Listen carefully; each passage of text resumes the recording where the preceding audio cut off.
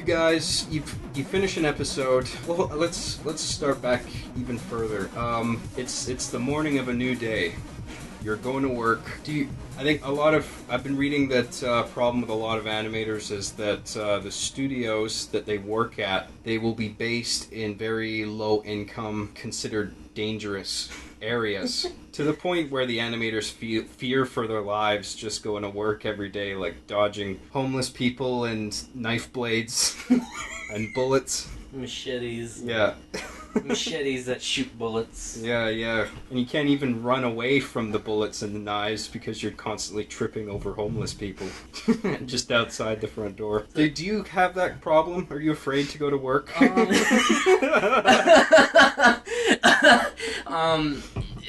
Do you fear for your life, Daniel? I do. But by my own hands. I personally haven't figured out if studios are necessarily like trying to save money by like locating into a sketchy area, because like the current studio I'm at, like it's in the sketchy, it's like a block away from the sketchiest place in Vancouver. But at the same time, like, that Gastown area, it's called, like, it is the most expensive place in Vancouver. Yeah. So, like, it's a bit of a... So it's sketch, but it's also expensive. Great. Like, I know, like, this studio, it's been there for quite a while, but I think they might be relocating a couple of their buildings. They're gonna, like, pick up the buildings and move them. No, I'm just kidding. No, they're supposedly building a new, larger building by next year or something, and moving a bunch of people there. But, yeah, like, there has been cases of studios saving money on their secondary locations. Like, the first studio I worked at, the building was so bad, they, like, moved out a year later. Were they forced to? Was there a fire? Did it collapse? Not far off. We had to get out when the wrecking ball came through the window. Save yourself! No, the first building I worked in, it was like during the hot summer hours, but the building didn't have air conditioning. Mm-hmm. And like all the walls were windows, so there was constant sun beaming in, and they didn't buy like blinds or shutters or anything. Yeah. So this building was completely overheating, and to the point where our render farms and servers, they always crashed. Oh God. And unfortunately, how studios work is rather than having a license installed on your computer, they have this bullshit like server license. I'm sure people are familiar with it, but so if the server goes down, it's like, oh, it locks you out of your scene, you fucking lose all your work sometimes. Yeah. And like, yeah, this building, it was like in a really shitty rundown, like literally rats running around at night. Jesus Christ. when we're pulling all-nighters and you just hear the yeah. And like when they're like, oh yeah, don't leave your food out because you'll have rats in your food in the morning, and yeah. It's true. But anyway, so yeah, that's an example of shitty buildings. Big rat on his hind legs walks up to you, shoves you over like a bully. Give me your lunch. And okay, this is going off topic, but just an example of that particular studio is, the hours were rough. It was a rough production. It was a low budget production because no one gave a shit about it. Mm-hmm. But at one point, the coordinator's like, yeah, we're gonna, start taking turns, and I'm gonna, start assigning you guys to start cleaning the washrooms. It's like, what the fuck? That's bullshit. And then, luckily... Yeah, that's what I signed up for, sure. Yeah, it's like, yeah, I'm getting paid fuck all to work on this TV production, but I have to clean the shit out of other people's toilet. And, that is fucking ridiculous. Luckily, I'm so glad, luckily the supervisors, literally responded what the fuck? Yeah. Because... As they should, yeah. Yeah, and it's like, holy fuck. They wanted to save money on a janitor by having us clean toilets during our work hours, mind you. Yeah. So, oh yeah, you still have to keep up with your quota, but we're gonna assign everyone for, cleanup every day and dishes and shit. It's like, still gotta meet your previous quota but we're going to give you more irrelevant, horrible work to do. So yeah, that for no extra compensation, presumably. Yeah, no, it wouldn't have been. Of course not. What an outrageous idea. One other detail about that studio was I was there late one night because we do occasionally pull all-nighters, which I need to fucking stop doing forever because it's never a good thing, but takes a toll on you. Yeah, it's like I'm not fucking 15 years old anymore. I can't do that shit. But anyway, the security alarm, our studios always have security, but our alarm went off. So it's like, yeah, I went around to see if there's a break-in or anything, but I walked into the server room, and, like, the space between the servers, like, it was barely enough to fit my rib cage through. Like, that's how close together they were. Yeah.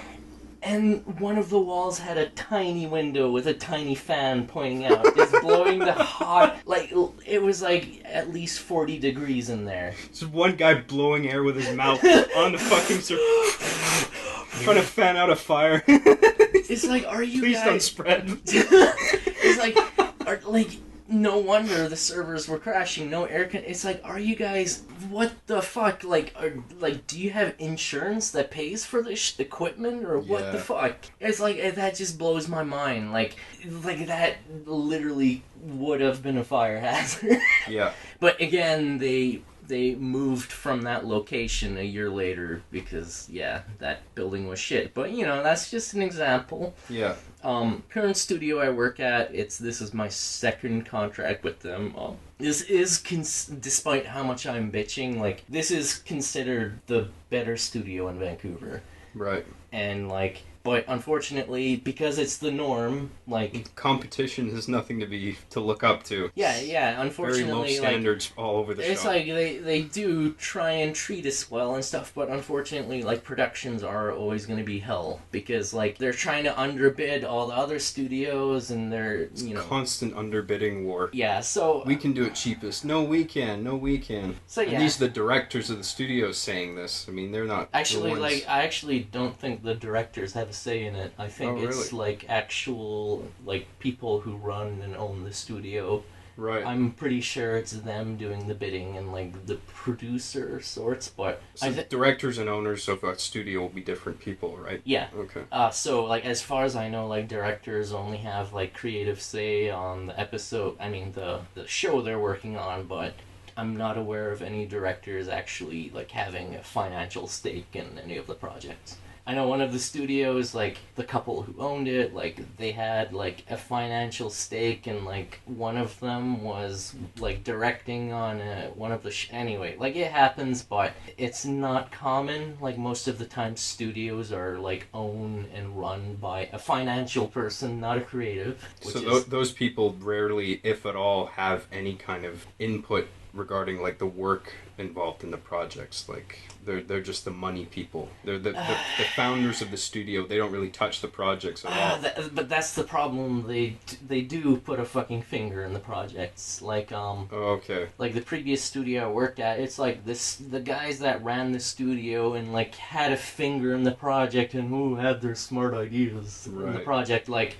they literally they went to business school, had a financial background, and now they're they have a list of animators on a spreadsheet, and they're trying to cut down the costs and output more.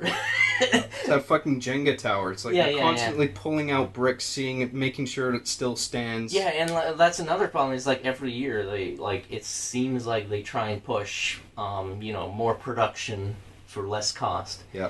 Even though since the software has gotten better, it's like we do in a certain sense have higher quality work than like a few decades ago in television. But it's like that just means we're doing more work. It doesn't mean the software's getting better. We're just expected to do more. It's bullshit. You work so hard and then you get like a software upgrade and it makes things easier to the point where you might go, oh, this is almost tolerable now. It's almost manageable. manageable. But then the higher ups will see that as, well, maybe there's room for more work to be done here now that the software upgrade is here. And you guys are like, no, just keep things as they are. Like, we're grateful to have this software upgrade. Don't fucking pile more work on us because of this thing. Yeah, and that's another irony is, like, usually, like, the studios, they have, like, the tech guys and stuff who, like, you know, try and keep up to date with the software, but they're not actually artists or animators. So when a cool new feature comes out, it's like, oh man, this is gonna make it so much easier. It's like, you're not a fucking animator. Yeah, you don't know. So like an example is the software we use,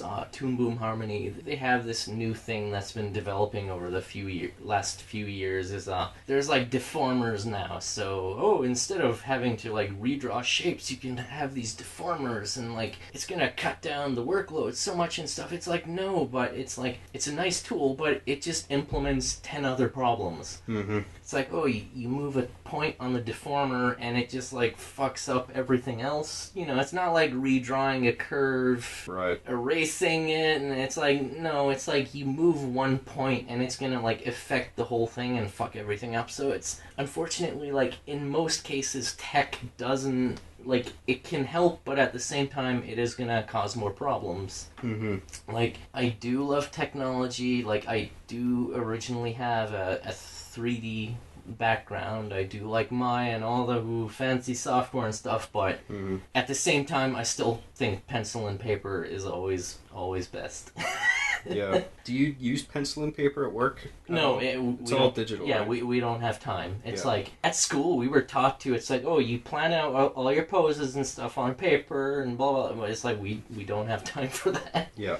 It's like, you just jump in the scene and get rolling. Yeah.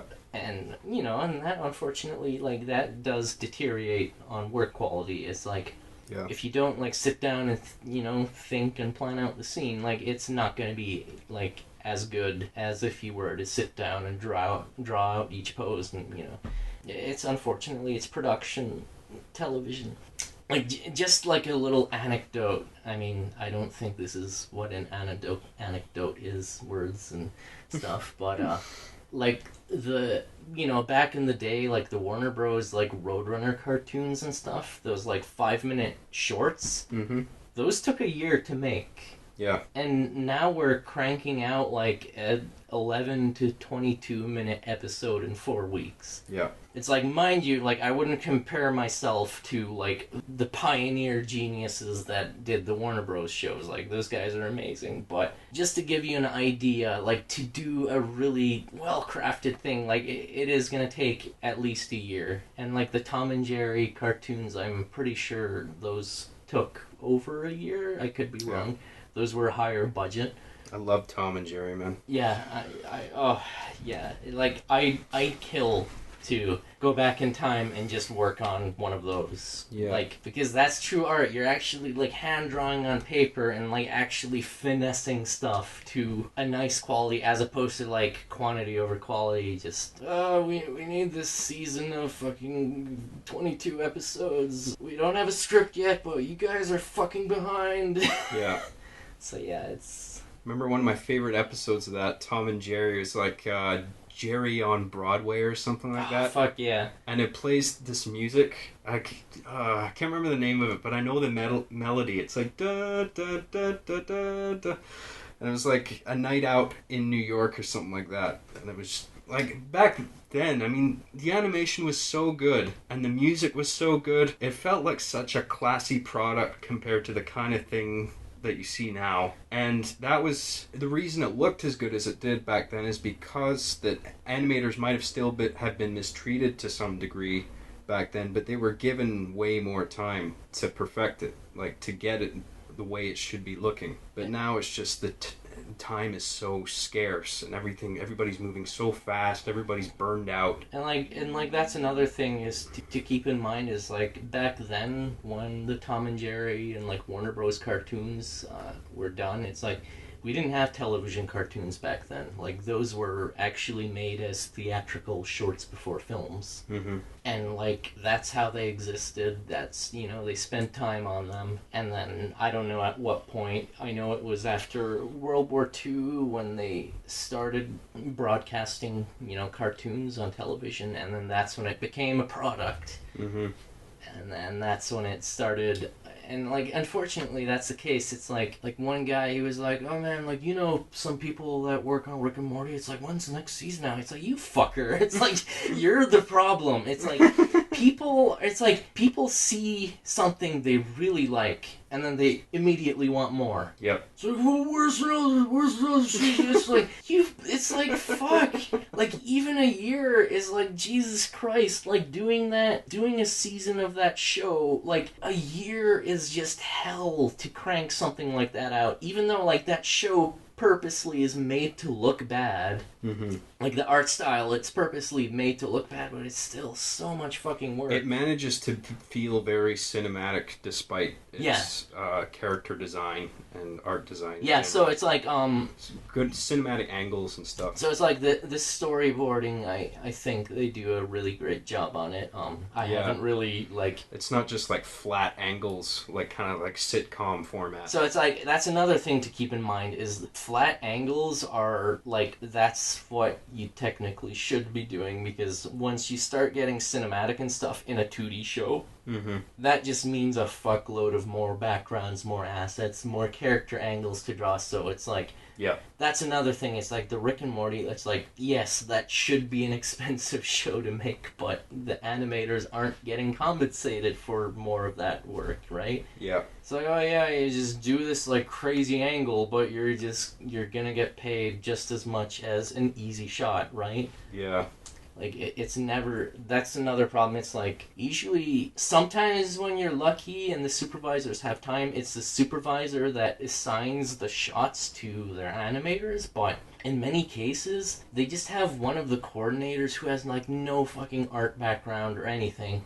It's them assigning the shots regarding how long they are. Mm-hmm. It's like, but dude, this shot has 12 characters in it. This shot has 1, yet those 2 shots are like, those 2 people are getting paid the same for that amount of work. Yeah. Like, for example, on the last show I was on, the coordinator, she was a PA on that fucking, what's that, 50 Shades of Grey? She was a PA on that movie, then she went and became a coordinator on an animated cartoon. It's like, what the fuck? This person knows fucking nothing about this. Yeah, that's a weird jump. From a film PA to that. Yeah, and it's like, just imagine, it's like, and then when she's getting bitchy with people, it's like, oh, why aren't you getting your shots done? It's like, well, you don't fucking know anything. Like, I'm sorry, but it's like, unfortunately, it does get absurd. It's like a lot of people, I guess, unfortunately, like, any media is a product, so, like, studios and stuff are going to be run by people who, like, aren't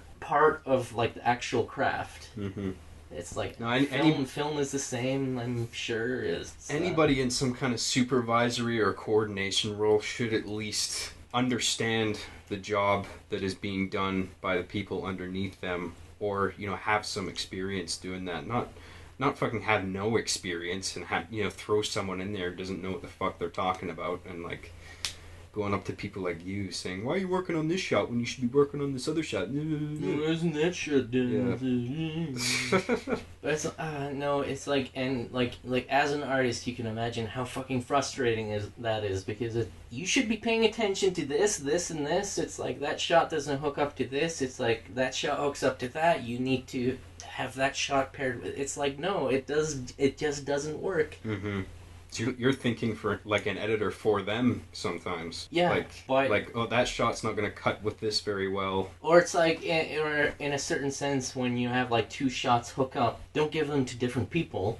Right. Because it's like if one animator ends a shot with one pose and the other animator ends a shot with a different pose. Yeah. And like another problem is the way our shots are just like split up in this like stupid like sorting program. Every studio has a different one, but we don't have access to who is doing what shot. We're just assigned our shots like this fragment of this like sequence of shots, or like it's usually jumbled and stuff, but it's like, oh, well, I see in the storyboard this shot hooks up to that one, but I have no fucking clue who's working on it. So I can't just go over to that animator and be like, hey, like, what's the pose? It's like, yeah. So it's like, ooh, technology, but it's like, you don't think of these fucking basic things of like us being able to coordinate among each other, because it's like, well, we don't want you tampering with the shot layouts. It's like, you don't fucking know what you're talking about, and you don't give people who know it like access to it. So yeah. Anyway, frustration. So when you guys get a script sent to you, usually it's from like the higher up company that the studio is working for, right? How does that get, like, it doesn't get rewritten, like you just get like studio notes sometimes, right? From after you get a script. Yeah, it can get really tricky, because it's like by the time us animators, like by the time we're all hired and stuff on the project, it's in many cases like we have no fucking clue where that script came from. Yeah. Again, like we don't know. It's like, is there anyone in the studio editing it, or like are all these like directorial or producer notes, are they all coming out of studio? And just like an example is when we've already like started animating an episode, and it's like, oh yeah, producer note, and it's like, yeah, but this note means like having to redo a big chunk of the episode. Right. So it's not just us. It has to actually be like re-storyboarded and like, and that's the problem. People don't fucking make up their minds before it goes into the bulk of the production. So we end up paying for a lot of it, because we're not compensated extra hours, or like compensated for doing more shots or anything. Yeah. Like, that's bullshit, man. Because in film, if a crew has to do reshoots, you can be damn sure they're going to be paid to like be there on set. Yeah. So it shouldn't be any different for animators who have to be there and do the work. It doesn't just do itself. I mean, you've got to be there. Yeah, it's like, oh yeah, we're going to have you guys like redo a section of this episode, but you still need to get the episode you're working on done. It's like, oh, yeah. So unfortunately, like I don't want to underplay like shooting on a set and stuff, but when you have a camera and like you hit roll or whatever, and you can have multiple takes, like I'm sure that can take up a lot of time, like having to do another take, but at the same time, like you guys don't have to do it frame by frame, right? No. It's like when we have to do a retake, when we have to do a new shot, it's like that could easily mean like, oh shit, like I have to spend a whole day doing this, even though like I technically should be getting these 3 other shots done today. It's a ton of work just to get like 5 seconds of life to appear on the fucking screen, right? 1 second is 24 frames, and yeah, people can be like, yeah, well, you could get away with 12 frames a second, but it's like, it gets a little bit more complicated than that, because like anytime you have a slightly quicker motion, it's like you need to be doing every frame in that 1 second. So yeah, like, sure, you can have shortcuts and a workflow, but it's in the end it's going to be a lot of work. Mm-hmm.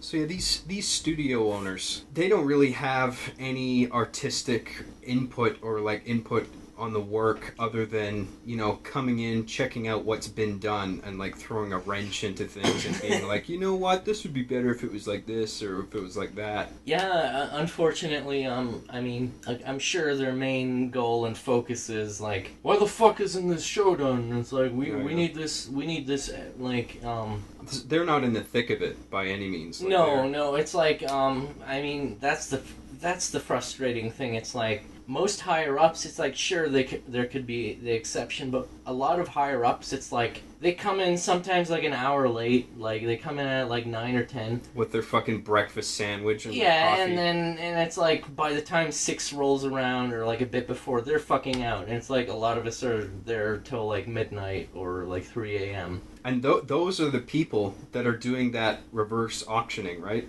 That are saying, our studio will do it for like $10. Yeah, pretty much. And then you guys have to pay the fucking price for that. Yeah, unfortunately I know in like some studios it's like, some of the higher ups like aren't even like in the building. And then like an example, like another studio, there were some of the higher ups, they were pretending to be in the thick of it, but it's like, when they came in and gave us like pep talks, it's like it just pissed us off. Because, pep talks, yeah, like they fucking know. Yeah, it's like, and then this is specifically one of the guys who has a background in like a business school, and and just like an example is that studio, like a bunch of them, they had to go on like a business trip, and they all went to France for like fucking 3 weeks. Business trip, yeah, fuck. What? And it's like same like that particular production, like everyone fucks off for like Christmas break for 2 weeks, and like us animators were there all Christmas. I was working Christmas midnight and day, Boxing Day, and like a lot Christmas of us work. Day and Boxing Day. Jesus Christ. It's like we don't want you to be in working, but you do need to get this done. Like that's word for word. Like it gets so absurd. It's like in many cases they try and cover their asses, and they don't directly tell you you need to be in. It's like, we don't want you to, but you have to. But at the same time, they try and avoid it just to cover their asses. But at the same time, that's what you're fucking saying. Yeah. It's, you want me to, and then. Yeah. And hey, I didn't say that. Nobody's saying that here. I mean, you have to be in tomorrow, but I never said that. Yeah, exactly. It really is disgusting. That's what really pissed me off about that fucking Sausage Party article. Yeah. There's that one quotation where like the interviewer was saying like, you know what, this movie looks really good for a movie that's, you know, that should have typically a budget that's around $150 million. This looks surprisingly close to that level for only a fraction of that, for $20 million. And they were saying like they had this cocky attitude about it. It's like, I worked in Hollywood, and it's like like that's what he was saying. It's like, I worked in Hollywood, and I just realized like there was so many places money was getting thrown around, and we quote unquote thrown around. Yeah, and it's like so many like spots we could easily cut the budget, blah blah blah. And it's like, you fucking asshole. And no wonder they would say it's easy, because they're those fucking people that are going to France or whatever the fuck. Yeah, and then doing 7 6-hour days, like jerking off in their office. I'm not even kidding. It's like when you like the slight chance you walk into their room. Of course, their computers are always facing the other way, while us, it's like we're our computers are exposed. It's like they're on fucking Facebook and stuff, right? Yeah. Well, it's like any of them walk by our computers, and we have multiple monitors. Yeah. And like I was actually like recently, they're like, we saw you watching something, like we're considering like turning your internet off. It's like, I tell them, it's like, I listen to shit when I work sometimes, just so it doesn't get too monotonous. Yeah, just so I don't put a fucking gun to my head, sorry. Yeah, it's like, mind you, this is, the better studio in Vancouver, but it's like, they might be turning my internet off next week, because it's like, and it's my God. And it's like, sure, I'm sure people could potentially abuse it, but it's like, don't you need it for research? Like, I don't know. No, like that can be a case, and it's not like I had like Tumblr and like Facebook up. Yeah, which they probably did. yeah, and it's like I usually just like put on a podcast or some shit that I've already heard or listened to, just so it's not too distracting. White noise, yeah. Last few days I've had Idiot Abroad on because I've seen it already. Great show. It's a good show, yeah. And it's like, I think my supervisor saw that on my screen. He's like, and then he told one of the higher ups, like a little fucking rat, it's like it looks like he's abusing the internet. And just what a fucking douche. Yeah, I'm gonna go tell on him. I'm having a lot of problems with my current supervisor. We're not very compatible, but anyway. Fucking asshole, man. So, like, stuff like that in the film industry, too, where, like, every person is trying to kiss the fucking ass of the guy who's, you know, the next level up. Fuck, I remember, like, going on a coffee run as, like, a grip, and, like, that was my punishment for showing up. Like, quote, like, what are we, in fucking grade school? I know. It's a half hour late. Like, it was my first job in Mission, and it was, like, over an hour's drive. I left a half hour early to get to work on time, and I made a goof. I took the wrong highway ramp, and I ended up going... You fucked up, man! You fucked up! I went the wrong direction along the highway. I'm like, why is my ETA on my GPS going up? Like, it should be going down, right? And all the traffic in the oncoming lane is so fucking congested, and I'm like, oh Jesus, I'm gonna be late. It's gonna take me fucking forever just to get to my previous starting point, like just to actually get on the way to work. Space-time is expanding, man. It's just getting farther away. So I show up to this place, and I go to the crew park my car there, get out, look for the shuttle driver, who's like his job to drive transport casting crew from crew park to the set. And there's like multiple sets during the day, this day in particular. So I went down to the set, and then I'm like, sorry guys, I'm ready, I'm here to work. They're like, that's fine. But then they said, as a punishment, I gotta go on a coffee run. So I had to get coffee for all the other grips, the key grip, the DOP, the director, and remember the best boy, like, got all these people individually on the radios saying, taking orders, basically. And for all these, like, luxury fucking coffees, a few of which weren't even on the fucking menu at Starbucks when I went to go pick them up. I'm like, fuck, man, fine, just give me... And one of the grips wanted, like, a breakfast sandwich as well. I'm like, fuck, okay, where can I go where I can just get all of this shit? And my coffee needs an ounce of semen, please. Yeah. So I went and looked... Well, I was thinking, like, do you guys even fucking need me here? Like, if I'm so expendable that you can just send me on a luxury coffee run when you've got a fucking crafty truck right there with every kind of fucking snack you could possibly imagine and coffee right there. I mean, if it's just caffeine you want, if you just want to fucking stay awake, why don't you just fucking drink regular coffee? Does it have to be this fucking iced... I have more refined taste. Yeah, exactly. Fucking reminds... I used to read, like, horror stories from film sets on Reddit one time about the director from Sharknado who had such strict dietary requirements that he demanded rotisserie chicken every 4 hours because it was part of his diet, and he couldn't stray from it. You know, it was a life or death situation. All these kind of fucking outrageous demands. Of such a fucking movie. Like, everyone on that production should be shot. Like, I mean, Jesus Christ. Yeah, dude. So, in my case, I looked for the shuttle driver, and the transport guy was like, you know, the last time we drove somebody to pick up coffee, we got in trouble. Like, we can't take you directly to the coffee place, but we can take you to Crew Park so you can drive and get your coffee from, you know, with your car. And I was like, that's fine. Like, that's all I expected. Just drop me off by my car, that's fine. So I did that, took off down the road, and then as we got down the road, I'm in the van, we're driving, and I realized I forgot my backpack on the set, which has my wallet in it. So I have to tell this guy to turn around and park at the set again. I don't know if they're shooting or not. I don't know if it's going to be fucking obtrusive, you know what I mean? Well, I mean, if you're on a film set, you could have just been a total dick to the guy. It's like, you fucking forgot my bag, you asshole! Turn this shit around, bro! Turn this piece of shit back to...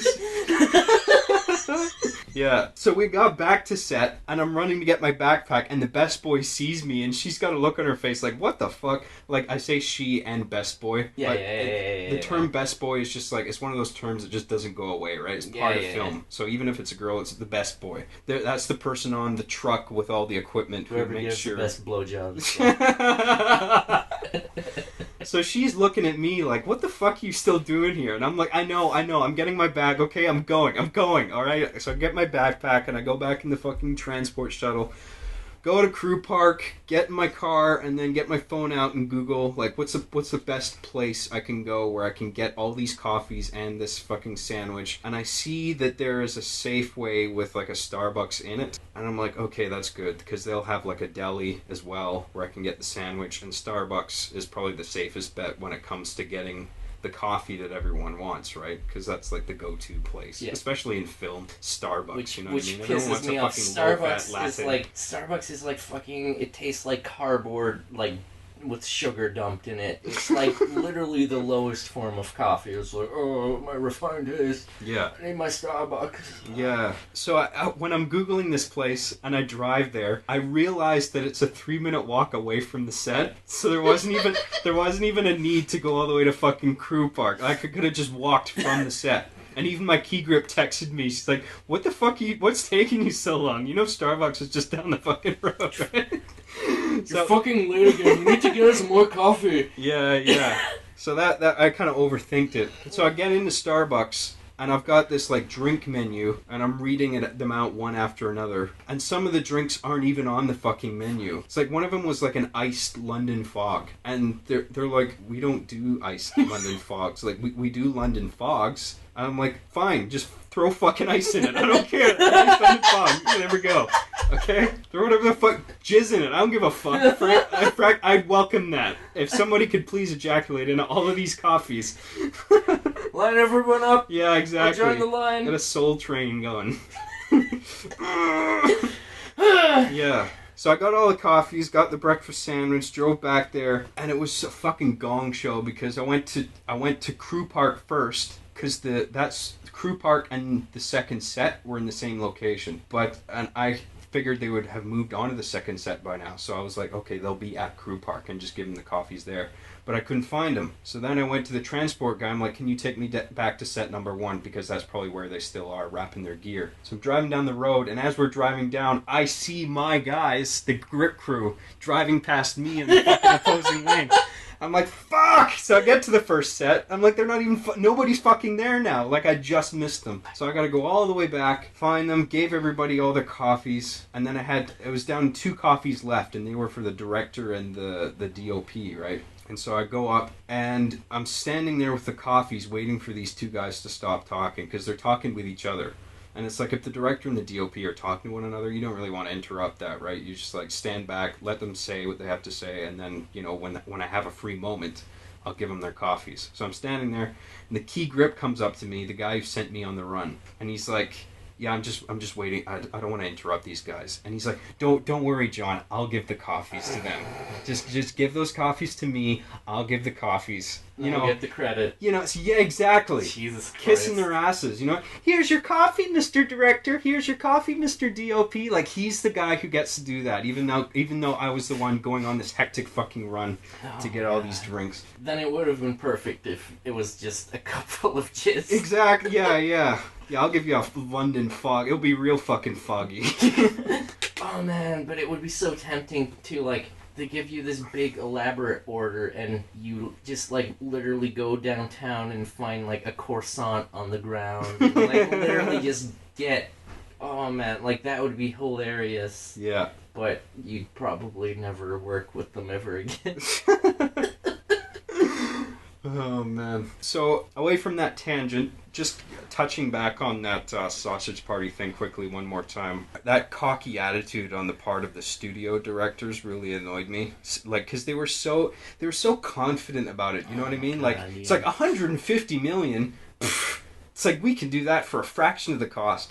And it's like they said that knowing exactly what they would have to do to make that achievable, which is bringing animators into those dark rooms for those stern talking tos about those guilt trips I was talking about earlier, what you were talking about earlier, saying, you know what, I'm not telling you that you need to be here, but the fact is there is all this work to be done. It needs to be done, and if you don't do it, then, you know, your colleagues are going to have to do it, and it means it's more work for them if you don't do it. So they try and make it your fault, and they're just strong-arming you. Oh, yeah, and that's another problem. It's like, when some of your work gets handed off, oh, yeah, they make sure they know whose work it is. Yeah. It's like, oh, yeah, so you make me look like a dick. Yeah.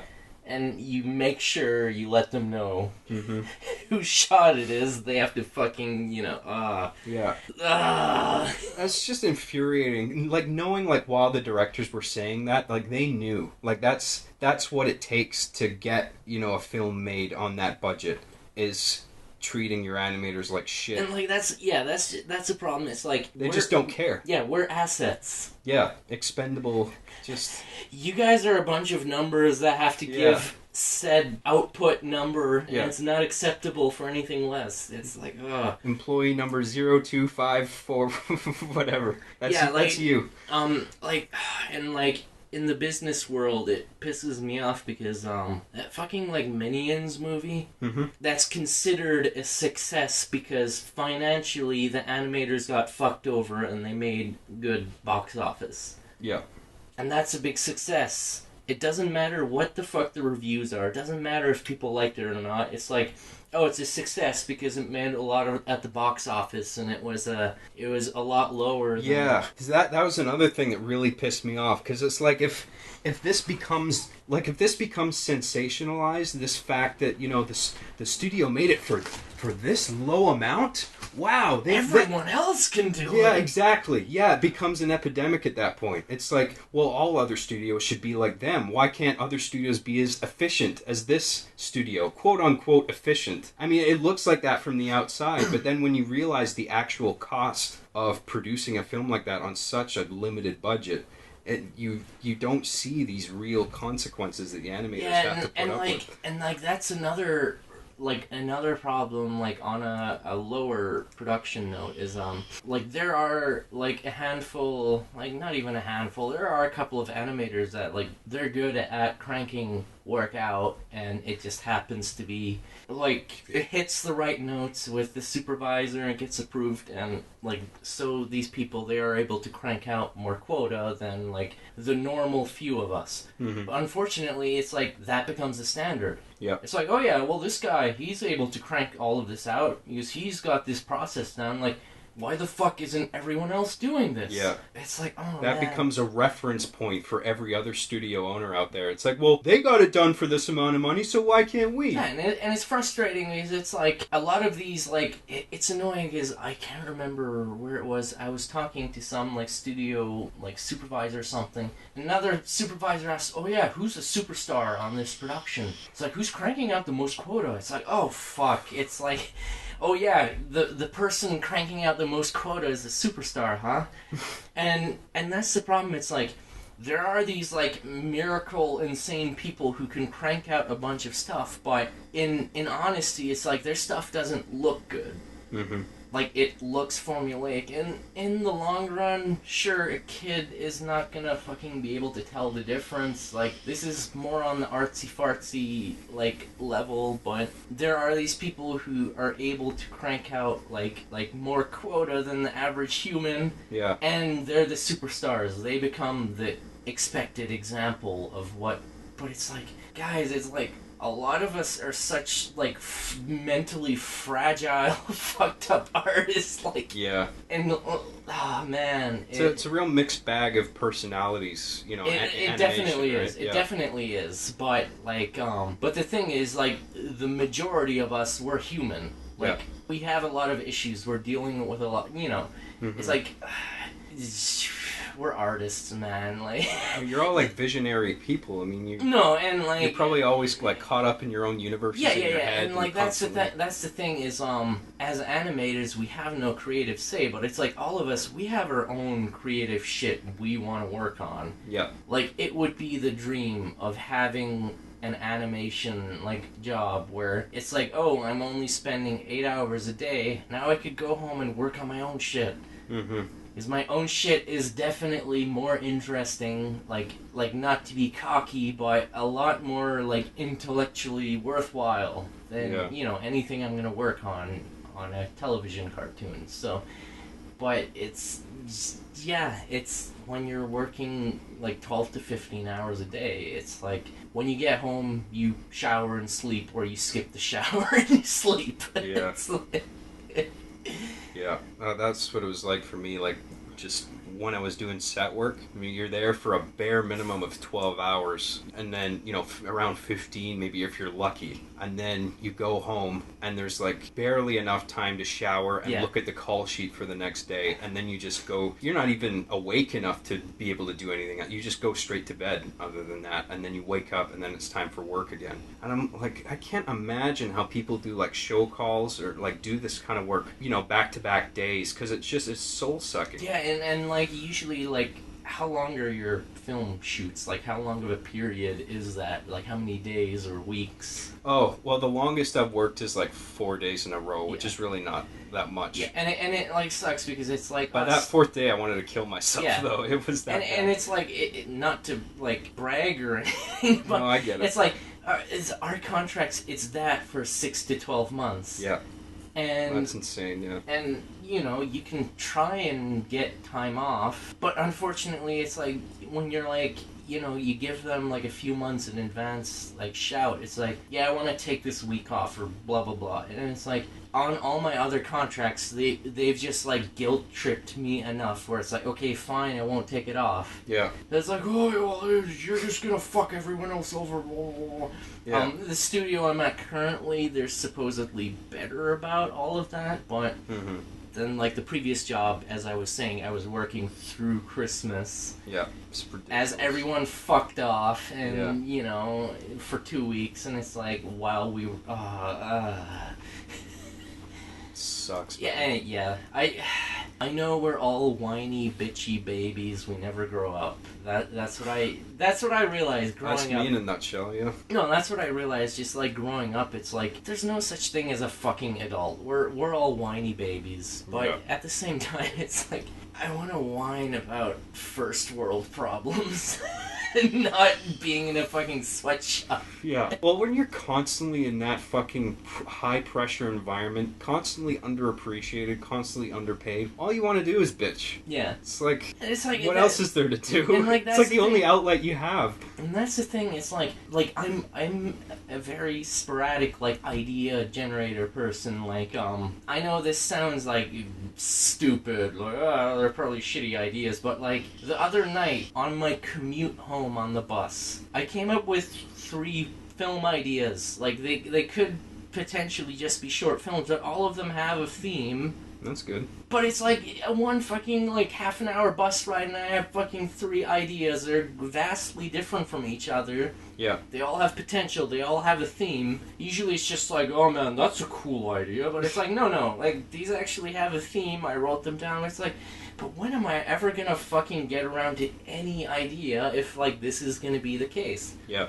And then, heaven forbid, I make a baby, and then life is fucking over. Like, it's depressing seeing, like, some of the senior animators, like, they're probably getting paid as much as I am, but... They've got a kid to support as well. Yeah, they have a wife, they have kids... Yep. And it's like, oh man, it's so fucking depressing. It's like, the guys, they're from like early morning, then it's like, whatever, he goes to pick up their kid, and then he's back to work till like midnight, then he goes, and it's like, holy fuck. Fucking exhausting, yeah. Holy fuck. And it's like, that guy's life is over. There's no way. He's not going to be advancing. He's not going to be... And like, and oh man, another thing that pisses me off is, a lot of the studios, they don't really have a proper, like...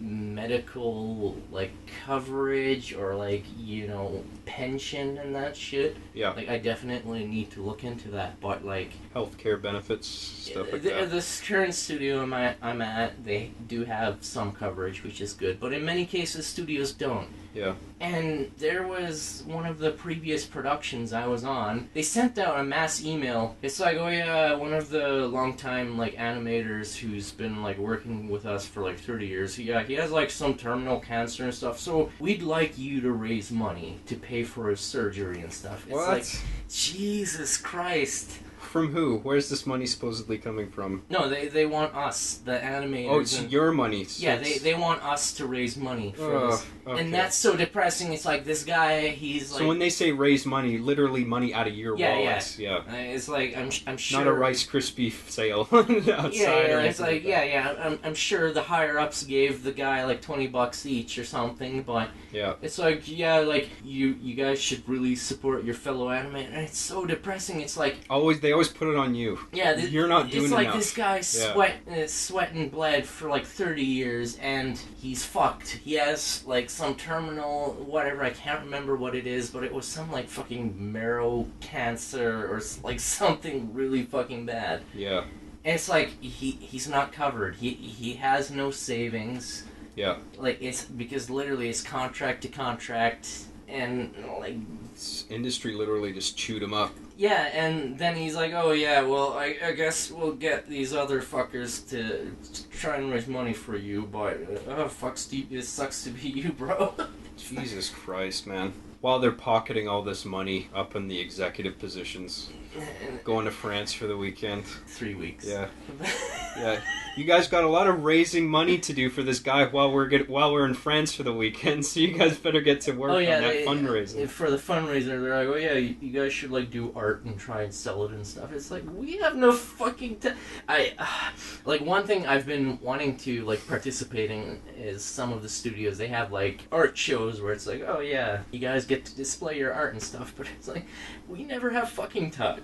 Are you guys ever not backlogged with like shots that you have to do? No, it's like you've always got a list of pending shots, right? Like, yeah, and it's like and then revisions. There's never the sense where you feel on top of the work that you've like. There's never a point in the workday where it's like, I got everything done. I can just sit for a minute and wait for the next job to come in. There's always something to do. No, it's like on my first job, like the one moment you had was when you were rendering a shot. Yeah. But now with that software, you just batch render it. Mm-hmm. So when you send it off to the server, you just jump on your next shot. So you don't even have that anymore. Yeah.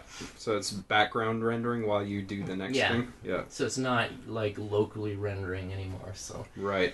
So it's like... So you have like a farm that does that stuff? Yeah, we have a farm which is always being chewed up by some other production. And yeah. Anyway, so it's like, yeah, we don't really... Okay, there was a point where, on this production, where storyboards or assets or something, they were like slightly behind. Mm-hmm. So rather than having us sit around for a while, they put us onto other productions just to make sure we're all working. Oh God. It's like, oh, God forbid, these guys are getting paid for doing nothing. Yeah. It's like they need to be doing stuff. Yeah. Jesus Christ. And it's like, sure, having a team of people hired, it costs money, but at the same time, I'm sure there's fucking money around elsewhere, right? Getting money pocketed and stuff, so Yeah, it really is, like, no matter what studio you go to, it's shit everywhere. Yeah, that's... Because everybody is always trying to cut fucking corners, seeing what they can, like, pick away, wherever they can save a buck, they'll do it. Oh, yeah, and, like, another, like, big example is, even though productions are outsourced to us, mm-hmm. some of our studios outsource to the Philippines. Yeah, okay. So it gets, like, double outsourced. So, like, the last production I was on, like, we were doing, like, key poses and stuff. And then we sent it to the Philippines, and then they did the in-betweens, not to get, jargony, but... Oh, so it's not just coloring. Like, they do some animation work over at the Philippines, or... I don't want to get into jargon and stuff, but once you have the key poses, like, that's kind of the important hard part. Right.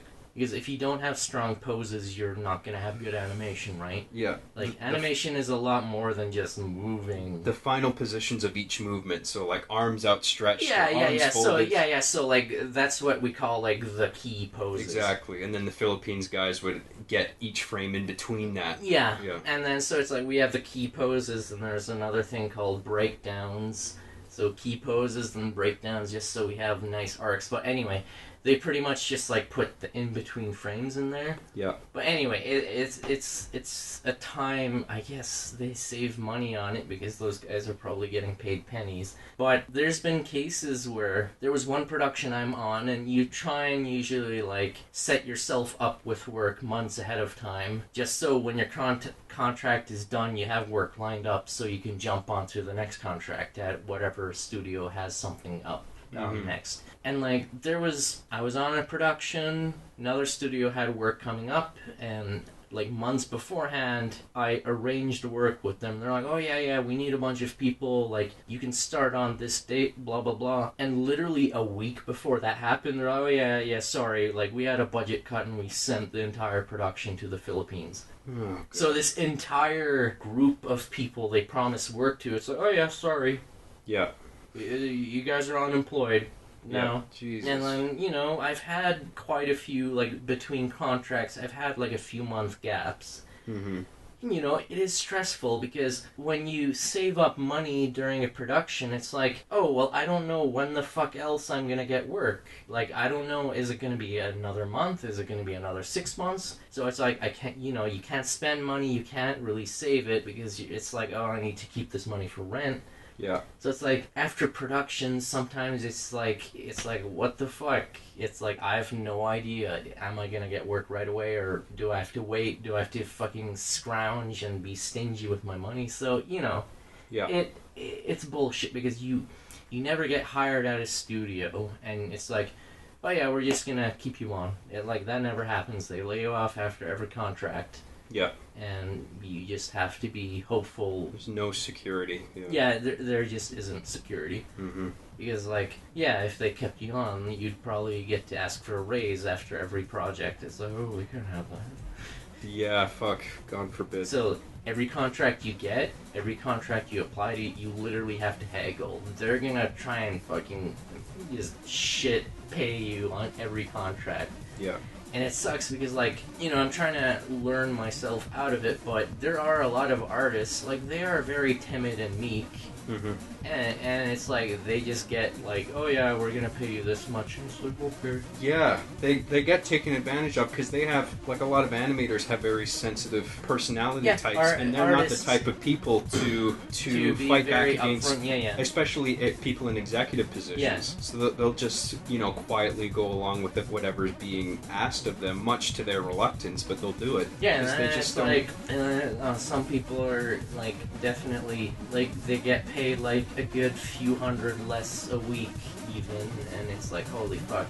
It's like, to the point they try and pay you as much, like, the amount they try and pay you, it's like, I can't pay fucking rent out of that, bro. Yeah. It's like, are you fucking kidding me? Yeah. Anyway, so yeah, that's cut those corners, make those underbids. Yeah, man.